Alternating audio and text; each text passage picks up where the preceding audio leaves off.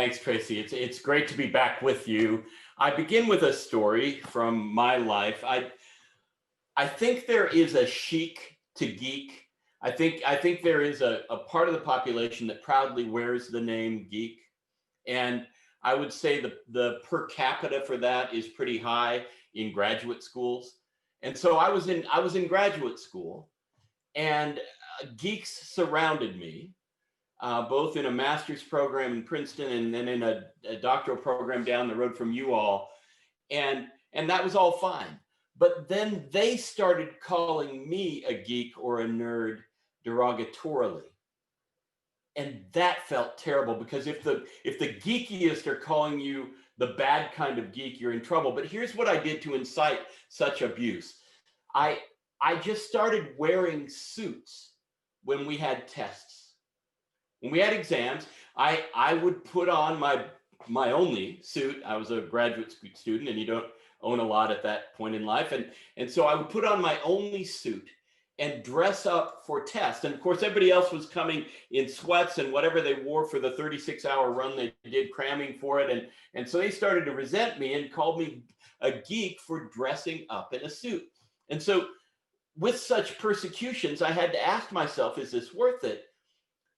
And I went back to the reason I had begun it, which was I just felt smarter wearing a suit. I didn't know why. I just felt smarter. I felt more on top of things when I was wearing a suit than I did when I was in my sweats or even in casual clothes.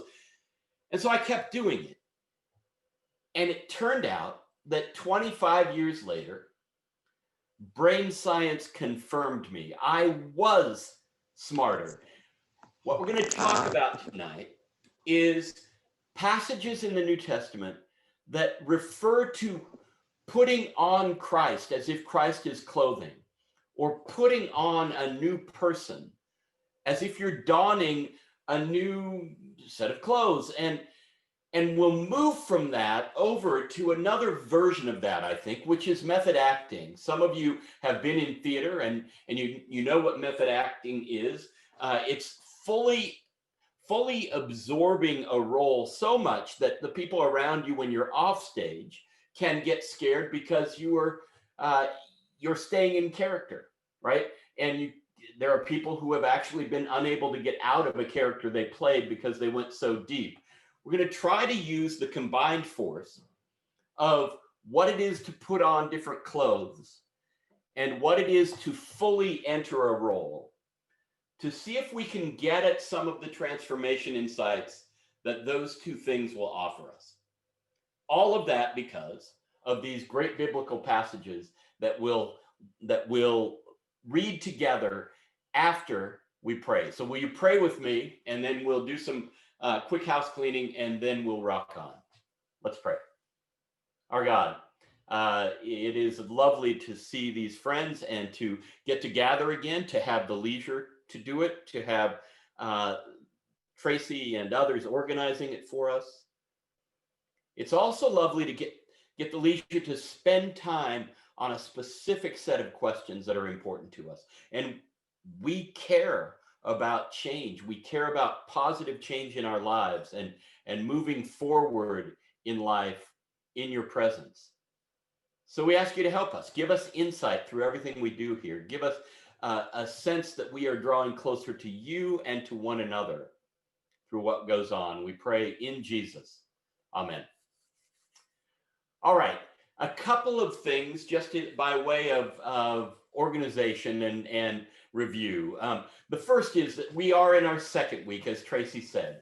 And so we're in this, the week last week was about introduction and about how brain science and Bible can meld to help us on the issue of transformation, and how central the issue of transformation is in American culture, how much the self-help industry has boomed, all of those things.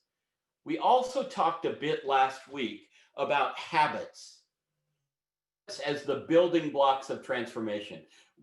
Aristotle said 2,500 years ago, and brain science has confirmed that we as humans are a bundle of habits. They're ways that we that our brains take shortcuts. They're ways that our brains conserve energy. And so a lot of what we do in a day though we may not realize it, is habitual.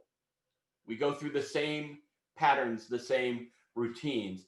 And so we ask, how would we move on those habits in ways that actually work and not in the usual New Year's resolution-ish short-term attempt to change something that generally fails, right? We asked last week, how would we get to lifelong transformation, right? So that was week one.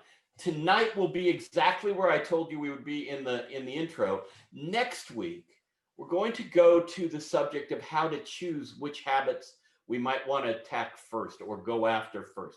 What habits do we want to inculcate or add to our arsenal? What ones do we want to break?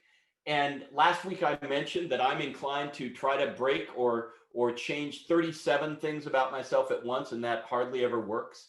We're going to talk next week, therefore, about prudent choosing, and the best brain science says one at a time is a good way to think about it. So last week, habits are the building block. Next week, how do we choose where we're going to dig in first in our adventure of transformation? This week, what do clothes and method acting have to do with what we're up to here? All right. So do remember that if you would like to stay after from 8:30 to 9, I'm just going to hang out. It's a good time for conversation and questions you didn't get in. But for now, let's start. And to start, I want to share my screen and let you in on just a couple of things. Let's go to, there we go. So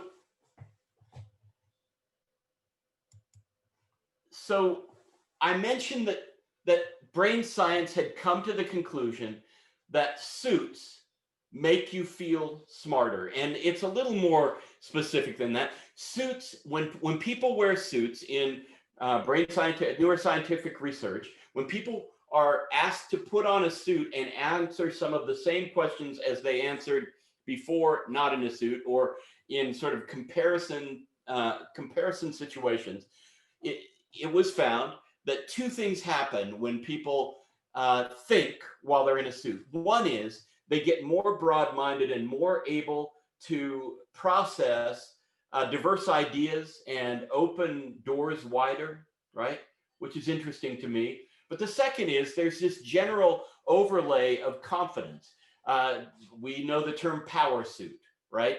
And there's a sense of authority, a sense of confidence that also comes with putting on just a business suit, right?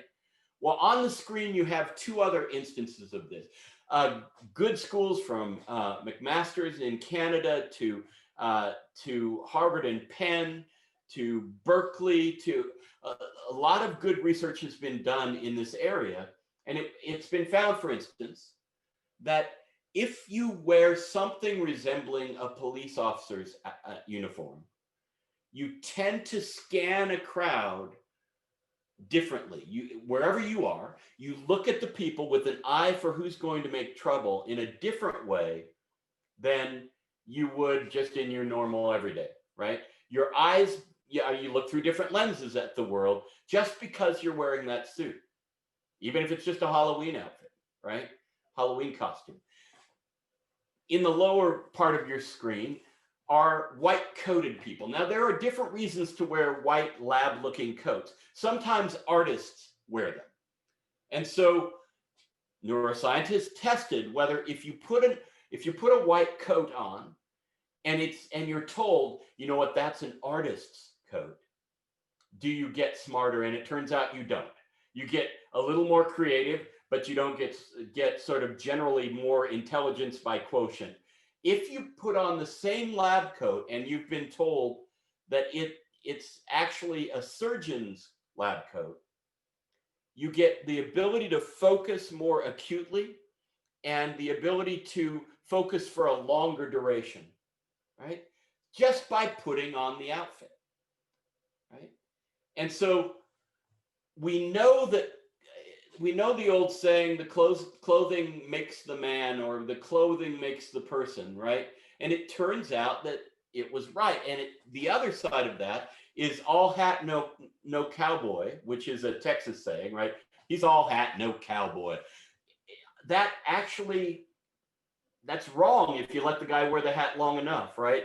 There is an impact that happens psychologically because of the sociological assumptions that go with certain kinds of clothing, right? With that added to our business suit, and there are others, let's look together at this passage. This is from Romans chapter 13.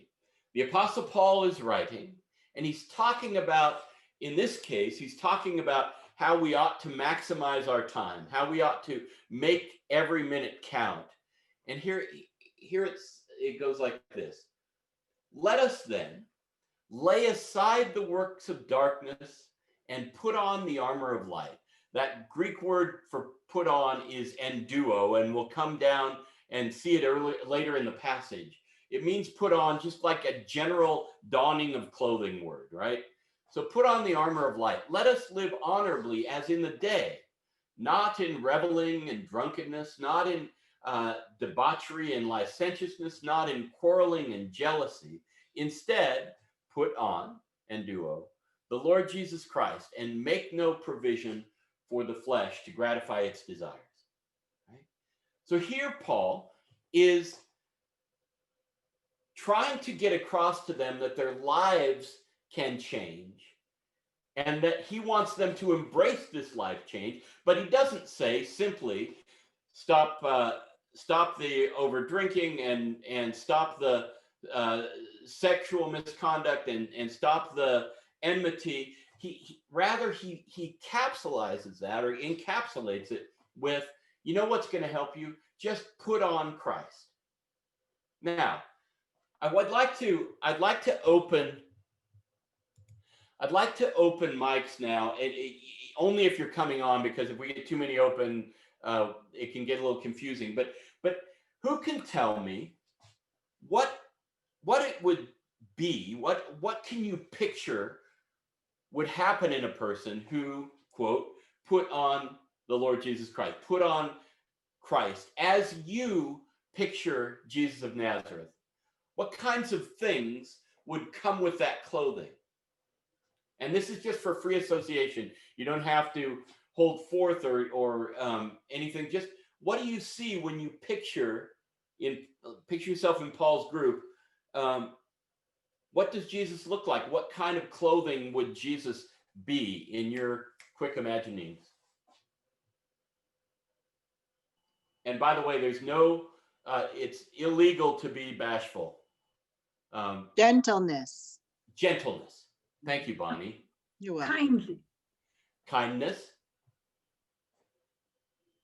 Others? Care for the poor. Say it again, Jane. Caring for the poor. Caring for the poor. So a concern for the marginal would be a thing. Teacher. Yeah, so there's where it gets tougher, right? Teacher, healer, those kinds of things might be a little out of our range depending on our gift set, right? But let's put the whole picture together. Teacher, healer, what else? Loving. Loving. Nurturer. Hence. Nurturer. More accepting. More accepting. No judgment. Toward others. Yeah, so I'm getting at sort of a collage here, and you're supplying the images of a Jesus who welcomes, who is kind, who is loving, who's talented as teacher and healer. But most of what you're giving me are character traits. None of you mentioned abstinence or sort of sexual watchfulness or not being an arguer or a complainer. Those are the three that Paul seizes on. Isn't that interesting? And so one thing that we always know, and you know it on a Sunday morning when you hear a sermon, you know it when you hear things on television from televangelists, there are different pictures of Jesus going around, right? And we tend, if we're going to put on Christ, we would tend to see the garment in the way that we've had Jesus formed for us, right? And so the kindness, loving, all those things might be what we change toward if we could put on a Jesus suit. Now we aren't talking about a first century Jewish toga of some kind, right? We aren't talking about sandals of a certain sort, because those don't really end up. You might find yourself feeling, if you were in a play and playing the part of Jesus and you wore those things, you might feel yourself becoming more that personality. But it's more about this abstract of what would Jesus be if we put on the whole bit of him, right? The whole package of Jesus. I told you next week we're going to talk about individual habits that we might choose to target as the way forward for us in transformation. What we're doing tonight is setting the context for that by saying, Paul wanted them to change the way they drank, change their attitudes towards sexuality, and change the way they were with one another in conflict settings, right? And to shorten it all, he said, just put on Jesus. We'll talk next week about how we would play out individual parts of that in our goals for transformation and habit change, right? But this passage, along with others in the New Testament, take that tack, right? I mentioned, I'm going to share screen again. I mentioned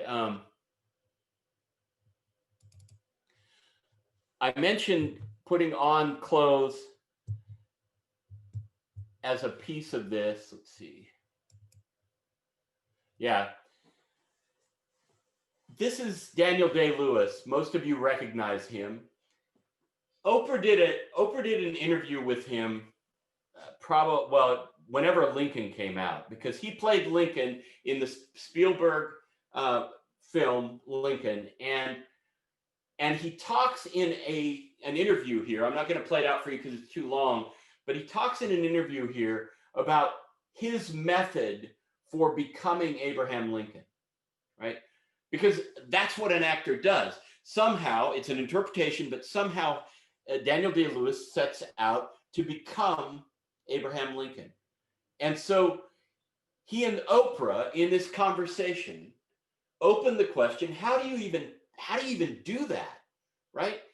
And she asked him, what kind of preparations did you do? And his first level, he calls the objective.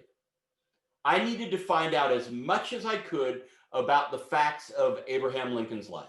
I needed to find out what he did, at what times, how, just get the biggest picture I could. And so Daniel Day-Lewis, read 100 books about Abraham Lincoln, 100 books, because he just wanted to get full context as he could. Some of them were biographies, others were histories in which Lincoln was placed, an array of books, but he did the objective work first, right? The second step was empathy. If objective knowledge was number one, the second step was empathy. And so empathy becomes what? How would you define empathy if you were asked on a test? What is empathy?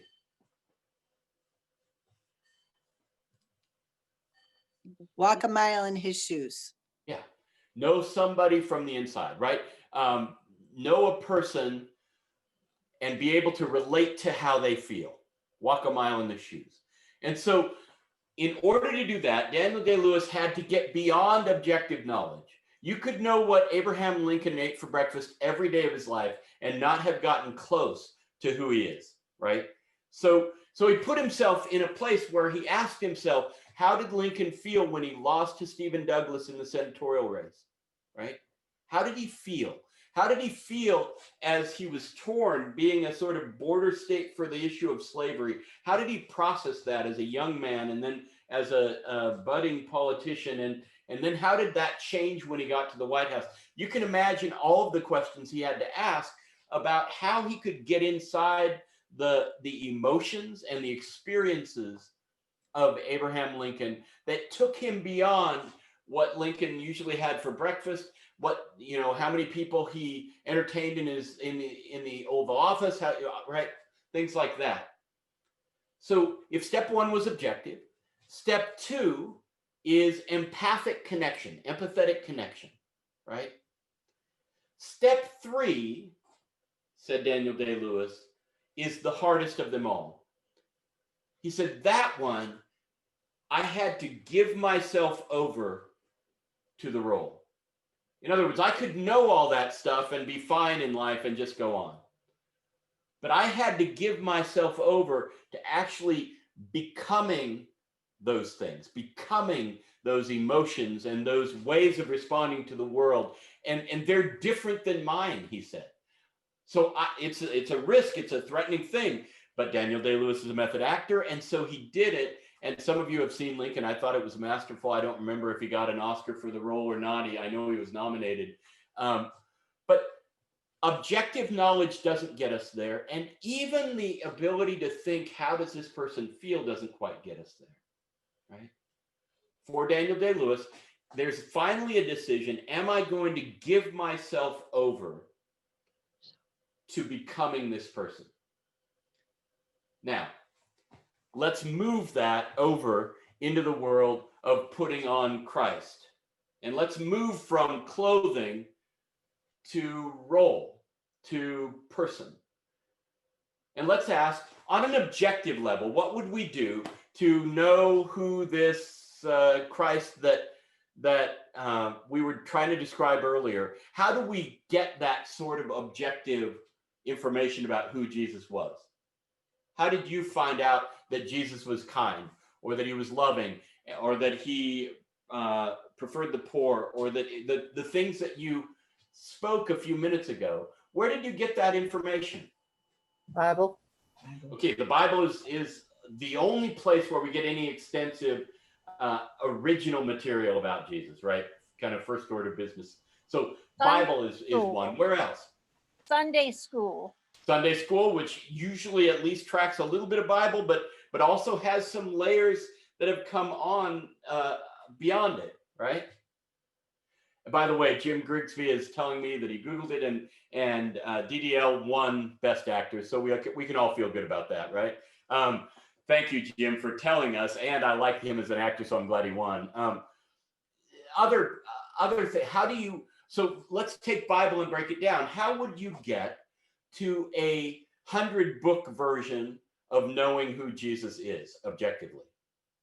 We know it's Bible, but what would you have to do to really get to, I know the stuff of Jesus's life? What would be your approach to Bible? About the lives of the saints. Okay, so we might look at the way he has been reflected in lives through the centuries, right? So we might we pan out to what did his disciples look like? What did the future generations, like St. Francis of Assisi apparently said at one point, I married Lady Poverty, widowed since Christ, right? So in the 1200s, Francis's sense is that Jesus was a poor man, and in order to emulate him, I'd need to be poor, right? Mother Teresa has her own, right? We could look at the lives of the saints and get the reflections of Jesus as they come through the centuries, right?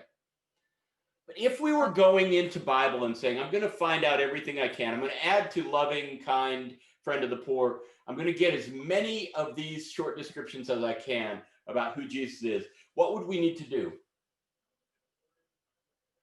Vern, I need you to unmute yourself in order to hear you.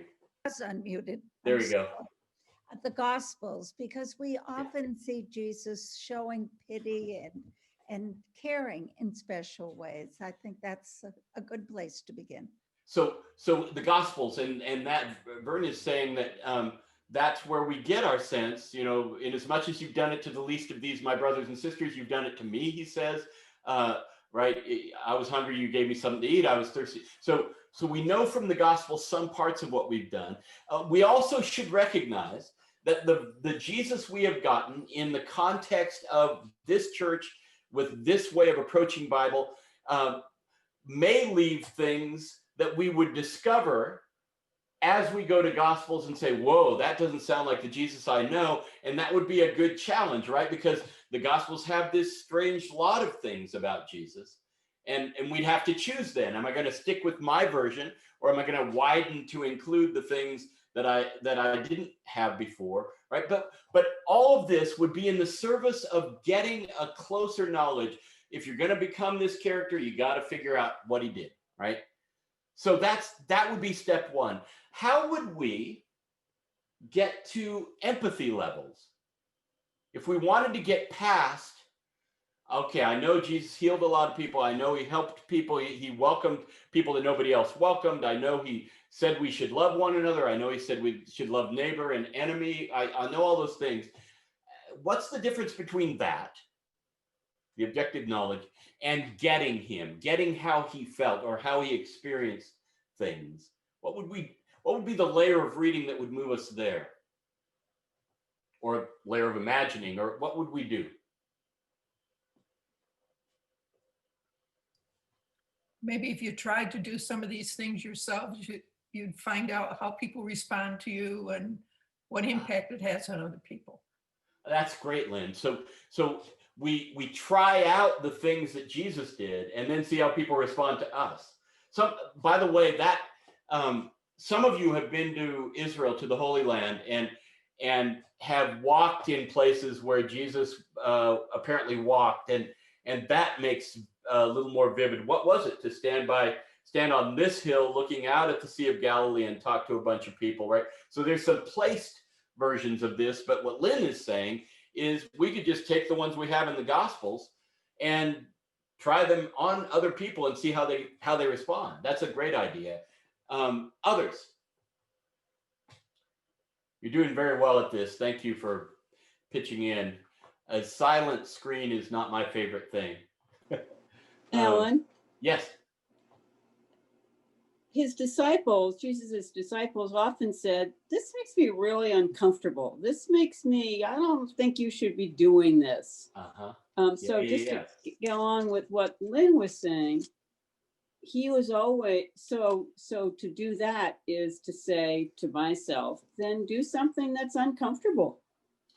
Don't do the easiest thing perhaps, but do something that's more difficult, because that's what he did, because you could tell by all the people that were around him who loved him and were following him, and they were saying, no, I don't do that.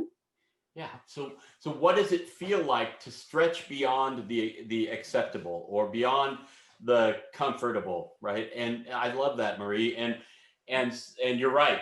People didn't understand him often, right? People, who in the world is this, right? And his family in Mark 3, his family think he's gone crazy, right? So how do we get into that experience for him? What would it be to be sitting with a bunch of people you've been working with and hear that your family is outside and then think you're nuts, right? That's empathic work. That's the work of trying to figure out, in Bonnie's term, what would it be to walk a mile in his shoes, right?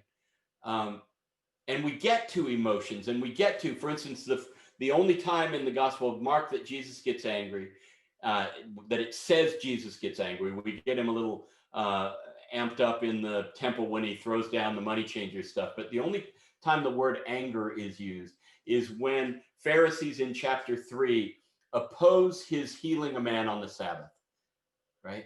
And it says Jesus got angry. That wasn't one of the adjectives you all used to describe him earlier, but he got angry because they were opposing this guy's well-being just because of what day of the week it was, right? So we'd want to know all that stuff, but we'd also want to feel what it is to be opposed for doing things that he knows are truth and right. Okay, so we've got that first level objective. We've got a second level in which we enter the emotions of the character, in this case of Jesus. The third level is the question whether we're willing to give ourselves over to this. Because if the goal of transformation for a Christian person is to become more and more Jesus-like, that may not go over in all the crowds you run in, right? You seized on some of the sort of positive positive associations you have with him, but people around him didn't always like him. So am I willing to go over into this person and become something that might rub people the wrong way? Am I willing to give myself to this process? And that's the third, and we'll get back to that in a little bit. I want to go to a second passage that will kind of guide us in doing a quick little seminar on what we just talked about. So let me share again.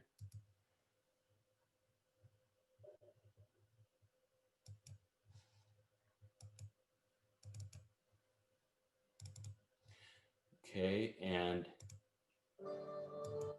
whoa, didn't mean to start that.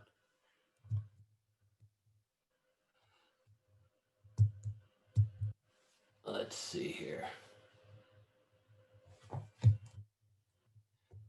The slide is not going forward. I'm gonna need to click out of that for a second. And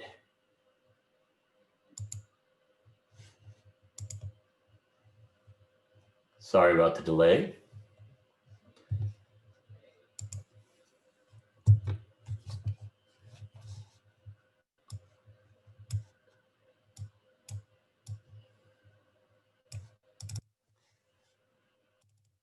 Okay, here we go. All right, sorry about that delay. Let's let Jane Henderson in. And so this is in Mark chapter 10. I'm going to give you just a brief context for it. And then we're going to go into the passage on all three of those levels that we just named. What does it tell us objectively about Jesus? What does it tell us empathically about Jesus? And what does it challenge us with if we are trying to decide whether we're all in on this or not, right? Whether we can give ourselves over to becoming Jesus-like. And so I'm going to read it out. And in fact, could I ask a couple of you to read? That would be more fun for everybody, I think.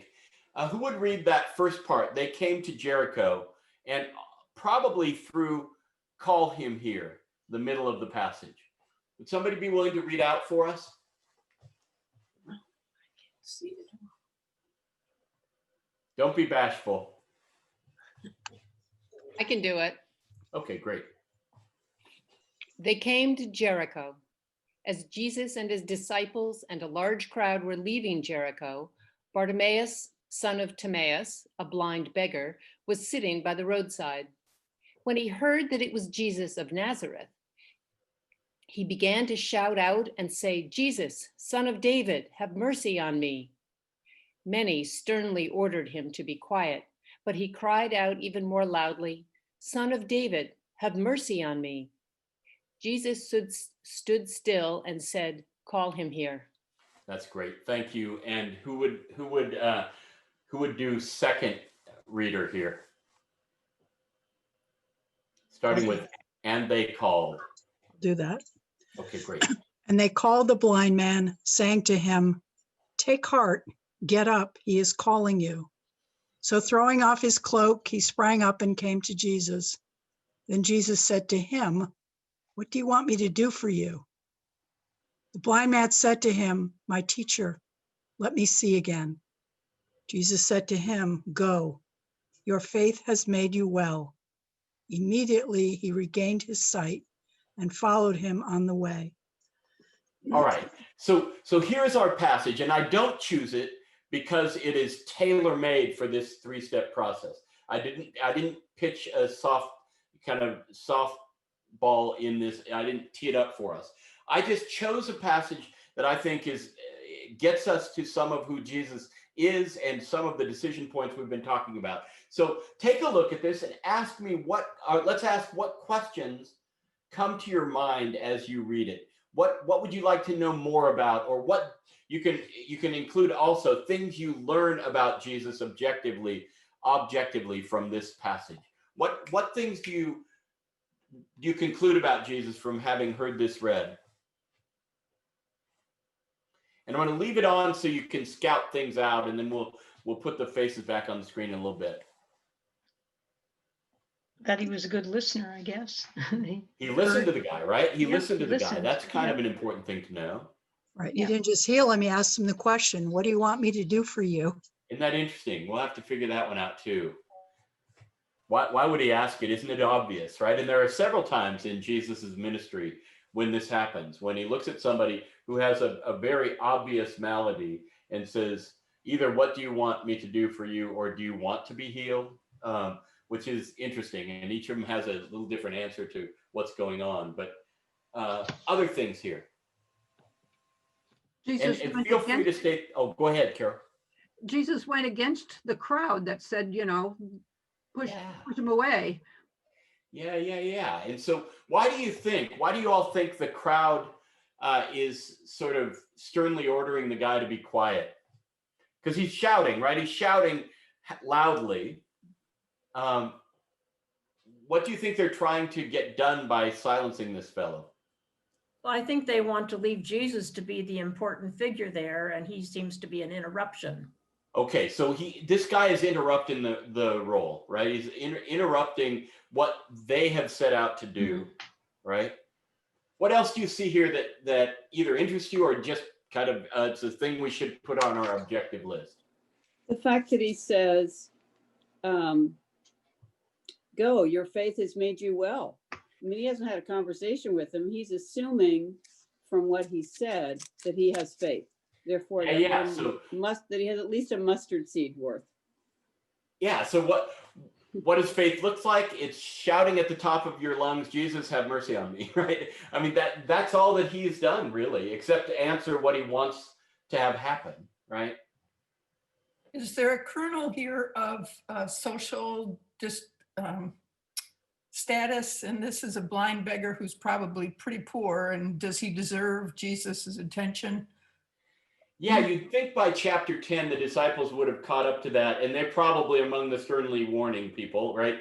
That you'd think by chapter 10, they would have caught up. Maybe this is new people from the crowd who, hey, shush, you're getting in the way of me hearing from the master, whatever it is. And Jesus sees through that and exalts the guy a little bit, right? Where they're relegating him. I got to admit that I don't know how many of you have seen Life of Brian, but there's a scene where Jesus has healed a guy with leprosy and put the guy out of business because now he's trying to beg and he doesn't have a reason to beg. So he keeps asking people, alms for an ex-leper, alms for an ex-leper. And of course, everybody just walks by. I'm sorry to bring that into this scene, but you really have to watch Life of Brian if you haven't before. It's a pretty good go at Jesus. Any other things that you'd add to our list of objective things we find here? One is that we haven't mentioned, but that we probably haven't mentioned because it's obvious, is Jesus can heal people, right? That comes out here. Jesus can heal people. Anything else you want to add to our lot? Alan, I hope this doesn't sound cynical, but yes, Jesus could heal people. And as it said, he was headed somewhere. He was going somewhere. He had an objective. And this is just something he needed to deal with and move on. Yeah, Jim. And so he may have expedited his journey by taking care of this guy instead of having to continue to fight this battle with the sternly warners, right? So there could be some enlightened self-interest on Jesus's part. So we can establish or identify a bundle of factual things, or at least objective things that we associate with Jesus from this, right? A couple of Alan, things. this is Molly. Yeah, hi, Molly. And this has been a very important passage for me in my own life. Oh, great. And what gets my attention about it is that he was surrounded by a large crowd. He was on his way out of Jericho, and yet he heard this man. Mm-hmm. So, yeah, that just is what gets my attention. Yeah. Molly, you probably are familiar also with, in chapter 5, Jesus is going, the synagogue chairperson, Jairus, asks him to come help his daughter. And Jesus is ushered along by Jairus, this important guy. And as he's going, this woman who's had a mysterious blood disease for 12 years touches him and he stops, right? He's on his way to help a young girl who is very sick, and he feels the touch and stops and engages the woman. Jesus has this knack, as we see here, for hearing the people nobody else hears, right? And Molly, I thanks think for it sharing. also said that he felt the power go out of him. Yep. So he knew that he had healed her while she thought she could get it done without bothering him, right? And without any attention. So as a strong feminist, I want to say that it is pretty remarkable that Jesus, who was considered an Orthodox teacher, like all teachers of Judaism at that time, allowed a woman who was bleeding to touch him. Yep. And in fact, all his interactions with women are remarkable because he should never have been in their presence. Right. He should never have talked to them. Yeah. So it says to me that his mom had a big influence on who he was. Yeah, I believe you're right. And yeah, women fare very much better with Jesus than they do with the other contexts that they're in the first century. So we've got this set of data about Jesus. Now I want to ask our way to what would it have been like to be him, right? To be Jesus. And to do that, I'm going to give you a little context.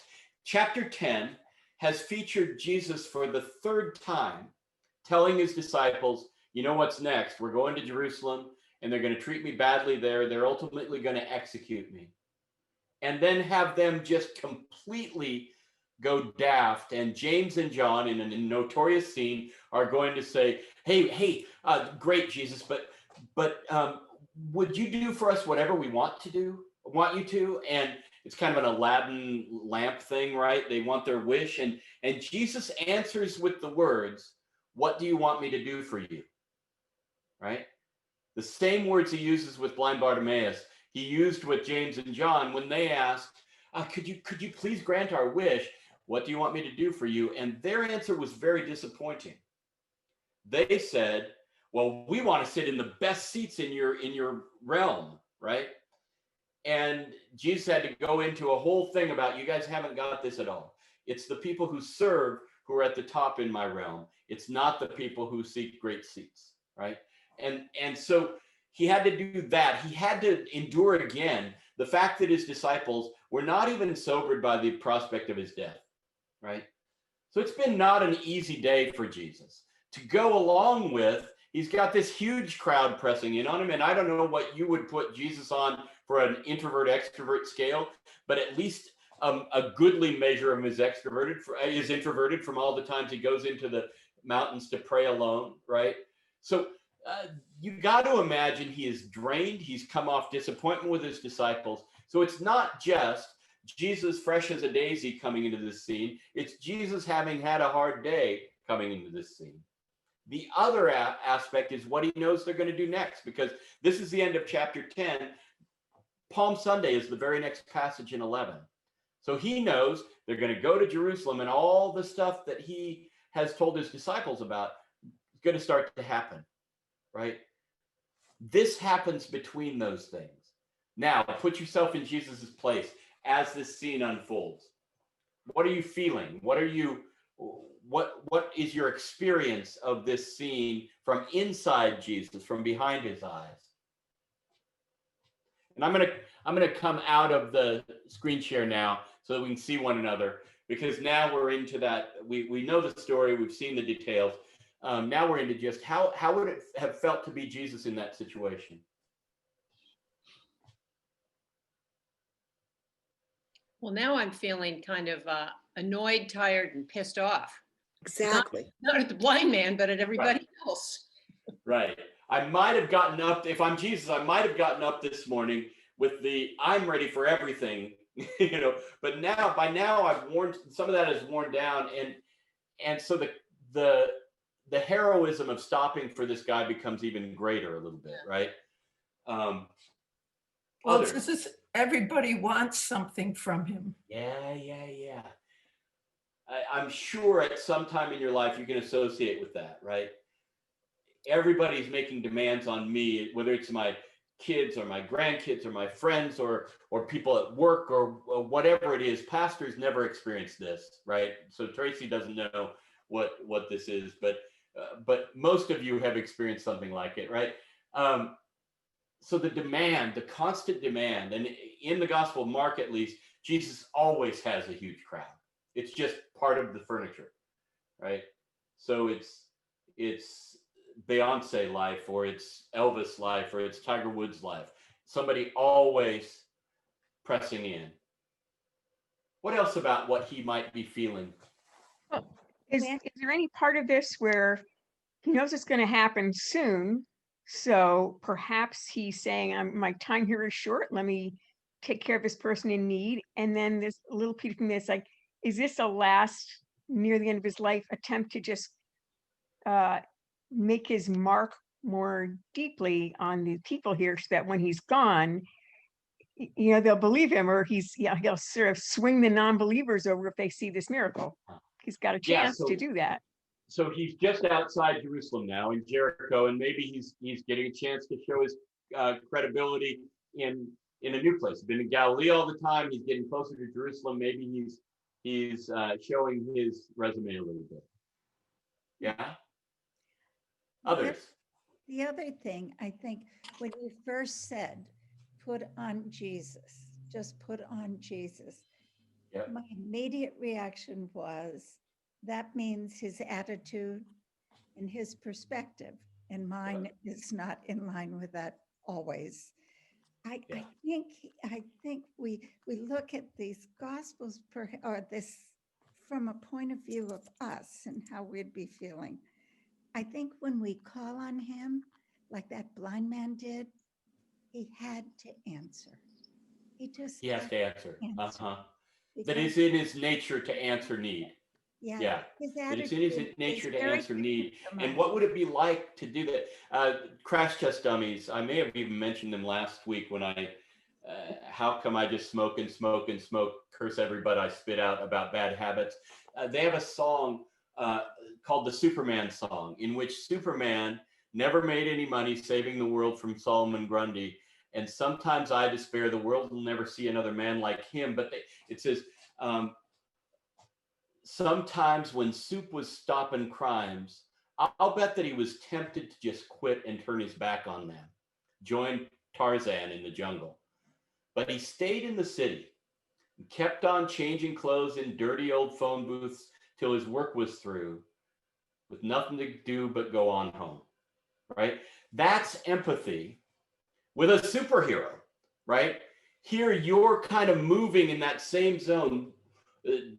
Superman doesn't turn down people in need. And by the way, this Brad Roberts, I think it was a Christ figure thing, the composer of the song I just quoted. So you're doing a good job of putting yourself in the zone of what might Jesus have felt. And Vern is adding, you know what? It was what he did to help people. He didn't look at somebody who said, help me, and then just kind of walk the other way, no matter what the crowds were saying. Any other things you'd add to the empathy bit? Alan, yeah, Jim. You said earlier, okay, Jesus has this ability to heal. That's just something he does, right? Yeah. You have a riveting question in your chat line from Mary Demandy. I won't read the question, Mary. You want to ask Alan your question? From whom? Mary Demandy. Mary, are you willing to ask your question of us? I guess. Thanks a lot, Jim. Uh-huh. Kill you. Well, I guess I'm not a real Bible scholar, so forgive me. And that was really one of the first times I've read that passage. And I was struck by, you were talking about the personality of Jesus. And from what I gathered from it, it sounds like he had a condition. In order to create this miracle for the blind man, you had to have faith. So to me, that was kind of like a personality trait in a way. There's a condition. Yeah. So that was my I appreciate that. There are places where Jesus just heals people, and then there are other places where he says we couldn't do many miracles there because of their unbelief, right? And so you're putting your finger on at least blind Bartimaeus's role in this, right? And if we're inside Jesus' skin, we're looking for people who are believing. And now in that context, and this is a great point, Mary, in that context, now think of how he's feeling about his disciples. James and John have just asked for good seats in Jerusalem, right? As they hear that Jesus is going to die, his disciples are petty arguments about who gets to sit in the best place. Then he runs across this guy who won't stop until Jesus knows that he needs something. Look at that contrast. And then when Jesus sees that, I got to feel at some level, he's saying, man, I'm glad I'm not still in that room with my disciples. Of course I'll help you. He helps him. And did you notice what the guy does? He follows Jesus on the way, which is more than his disciples were doing a half hour ago. So I think the faith that Mary is spotlighting for us is a crucial element of why this might not have been simply a whole bad day for Jesus. Wait a second, somebody is actually getting this, right? Might have been an encouraging thing as he headed to what was next. So we need to wrap up this part. And so we've done objective and empathy, right? We've done things we can know factually, and we haven't done them all, but you could do them all. You could go through and read the Gospels until you're blue in the face and get all the facts, and then you could really try meditating on what would it have been to be Jesus in this setting. The third question, of course, is, am I ready to give myself over to this role? And what's different about this than Daniel Day-Lewis is Daniel Day-Lewis had the role of Lincoln for a number of months, right? He was in it for a number of months, but then there would be another movie and he would do his work and figure out who that character was. Transformation in a Christian sense is a sort of line that keeps going, right? And so this isn't, hey, do I want to be Jesus for a couple weeks? This is this a life that I am willing to consider putting on and come what may, right? If I find something out about how I am versus how that life is, am I willing to say, well, that life wins, right?